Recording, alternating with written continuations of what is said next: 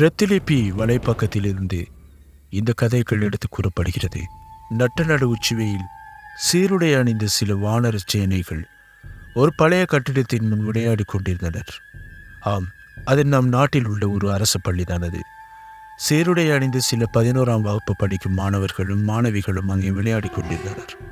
ஒரு பக்கம் பெண் பிள்ளைகள் விளையாடி கொண்டிருந்தனர், மறுபக்கம் ஆண் பிள்ளைகள் தென்னை மாட்டையை வைத்து கிரிக்கெட் விளையாடி கொண்டிருந்தனர்.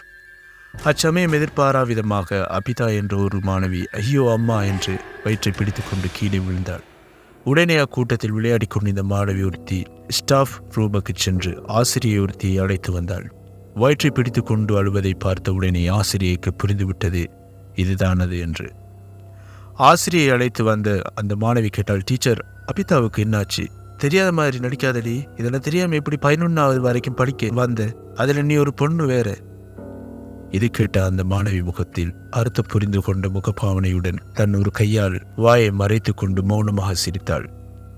இல்லை டீச்சர், நான் 9ஆவது படிக்கும் போதே வைத்து பிடிச்சு மயங்கி விழுந்தது, அதான் மறந்து போச்சு என்றாள் நையாண்டியாக. டீச்சர், அப்படின்னா அபிதா ஒரு வாரத்துக்கு கிளாஸுக்கு வரமாட்டாளா என்று அடுத்த கேள்வியை தொடுத்தாள். நடந்த விவரத்தை அபிதாவின் அம்மாவிற்கு தொலைபேசியில் தெரியப்படுத்தி விட்டார் அந்த ஆசிரியை. மறுநாள் காலையில் தனது அம்மாவுடன் வந்தாள் அபிதா. தன்னை தொடர்பு கொண்டு டீச்சரை நேரில் சந்தித்து, டீச்சர், நான் அபிதாவின் அம்மா. நீங்களா நேற்று எனக்கு கால் பண்ணினீங்க? ஆமாம், நான் தான் ஃபோன் பண்ணேன்.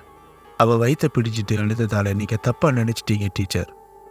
அப்புறம் நீங்கள் நேற்று சொன்ன மாதிரி அவள் பெரிய மனுஷி ஆகி ஒரு வருஷம் ஆச்சு. நேற்று ஏன் வயிறு வலிக்குதுன்னு அழுதா தெரியல டீச்சர். நாங்கள்லாம் அன்னாட காட்சிங்க டீச்சர். வேலைக்கு போனால் தான் சோறு. அதனால் நாங்கள் 7 மணிக்கெல்லாம் வயலுக்கு போகணும், இல்லைன்னா கூலி கிடைக்காது. அதனால் இவன் நல்லா சாப்பிட்றாளா இல்லையான்னு கூட எனக்கு தெரியாது. அவனை நல்லா பார்த்துக்கோங்க டீச்சர். இப்படி தான் அடிக்கடி நல்லா சாப்பிடாமல் வயிறு வலிக்குதுன்னு அழுக தொடங்குறா என்று சொல்லிவிட்டு வீட்டுக்கு புறப்பட்டாள் அபிதாவின் அம்மா. அபிதாவின் அம்மா வீட்டுக்கு சென்று குறைந்தது 2 மணி நேரங்கள் கூட இருக்காது. மறுபடியும் வயிறு வலிக்குது என்று அழுக தொடங்கிவிட்டாள் அபிதா. இப்படி வாரத்தில் 3-4 முறை மிக கடுமையான வயிற்று வலியால் அவதிப்பட்டாள் அபிதா. அவளின் அம்மாவிற்கு சந்தேகம் விண்ணை தொட்டது. தனது மகளை குறித்த பயம் ஒவ்வொரு நொடியும் தனது மனதில் முள்ளாய் குத்தியது.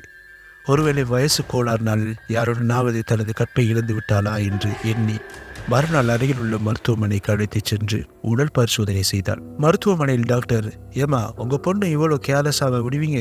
நீங்க கொஞ்சம் முன்னாடியே கொண்டு வந்திருக்க வேண்டியதுதானே, இப்ப ரொம்ப லேட்டா கொண்டு வந்துட்டீங்க. டாக்டர் சொல்வதை அரையும் குறையுமாக புரிந்து கொண்டு அபிதா கர்ப்பமாகத்தான் இருக்கிறாள் என்று கற்பனை செய்து கொண்டாள் அவளம்மா. இருவரும் டாக்டரின் அறையில் உள்ள மேசையின் முன் இருந்த இருக்கைகளில் அமர சொன்னார் டாக்டர். சிறு பதட்டத்துடன் இருவரும் அமர்ந்தனர். டாக்டர் அபிதாவை பார்த்து, பாப்பா எந்த ஸ்டாண்டர்டில் படிக்கிறீங்க என்று மெல்லிய குரலில் கேட்டார்.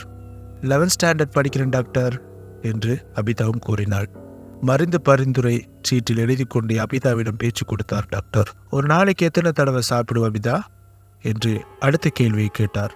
காலையில் ஸ்கூலுக்கு கிளம்புற அவசரத்தில் சில நாள் சாப்பிட மாட்டேன், மற்றபடி எல்லா நாளும் கரெக்டாக சாப்பிடும் டாக்டர் என்று கூறினாள்.